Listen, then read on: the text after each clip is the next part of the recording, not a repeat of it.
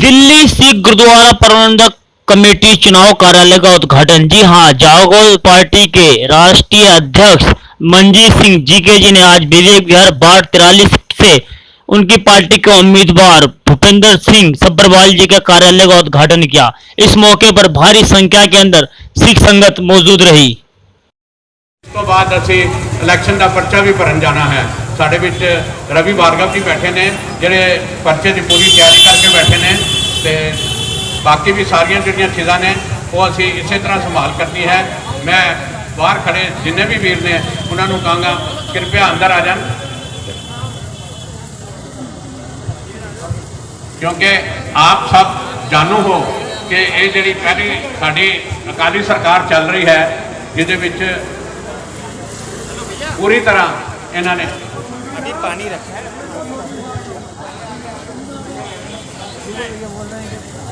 इसने अपना पूरी साथी लेके थोड़ा आगे आ जाए, हॉल के अंदर आ जाए, हॉल के बाहर नहीं खड़ा रहे, क्योंकि हॉल के बाहर खड़े होने से ट्रैफिक भी डिस्टर्ब होता है।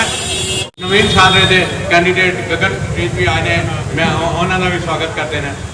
अरोड़ा जी का साढ़े कुकू वीर जी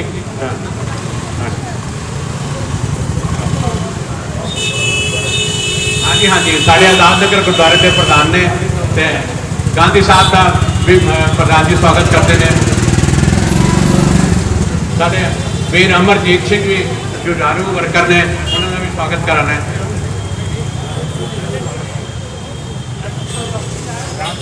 साढ़े मनप्रीत सब्बरवाल जी आए हुए ने, मैं उन्होंने भी कहूँगा आगे बरियाम सिंह जी के बेटे साढ़े विच आए हुए ने। हाँ गोल्डी जी, मैं उन्होंने स्वागत है। राजेंद्र गांधी जी साढ़े विच बैठे ने। क्या मुख्य मुद्दे रहने वाले हैं इस बार?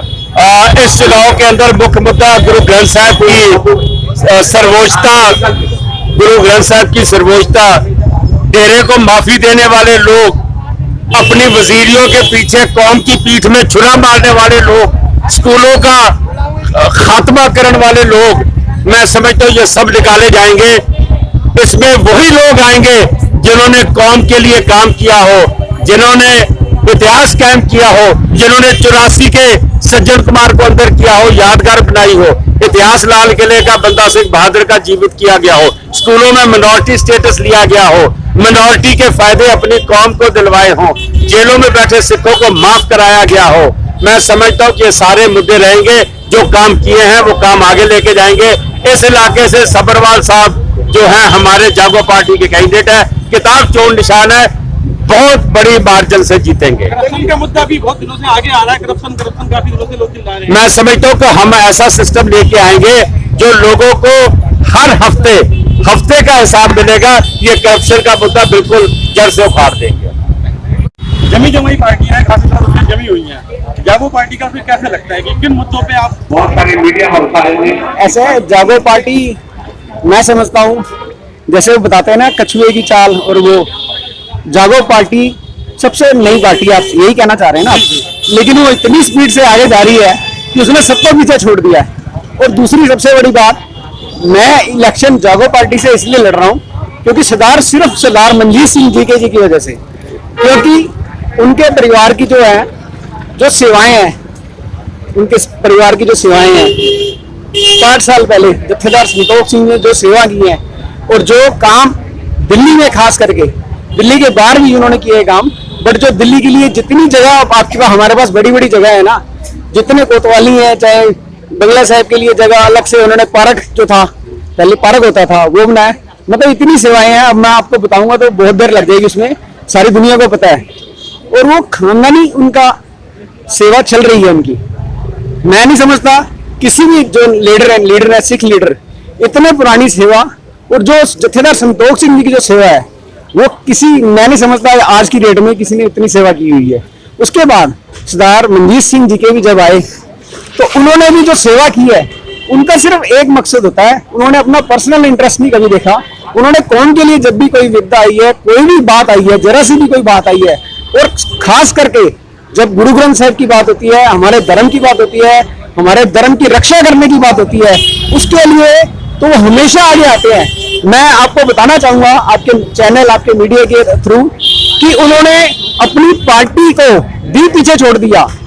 पार्टी प्रधान सुखबीर सिंह बादल या जो भी हैं, जो बनाने वाले हैं, जो उनको भी एक अवॉइड कर दिया कि पहले मेरे लिए संगत और सेवा और हमारे लिए जो हमारा धर्म है उसकी मर्यादा, वो सबसे पहले हमारे लिए जरूरी है। और मैं समझता हूँ उनके मुकाबले में कोई भी पार्टी हो, चाहे सरना जी की पार्टी हो, चाहे सिरसा जी की पार्टी हो, कोई सी भी पार्टी हो, उनके मुकाबले में कोई भी नहीं यहाँ पर आया। और एक बात और बताना चाहूंगा, जैसे ही संगत की तरफ से या किसी तरफ से झूठे उनकी तरफ फैब्रिकेट किए हुए एलिगेशन लगाए, मैं कहता हूँ उस बंदे की ईमानदारी देखिए, उन्होंने रिजाइन दे दिया। आज हम कह रहे हैं 4 FIR उनके ऊपर है और भी लोगों के ऊपर है, लेकिन आज भी वो काबिज है।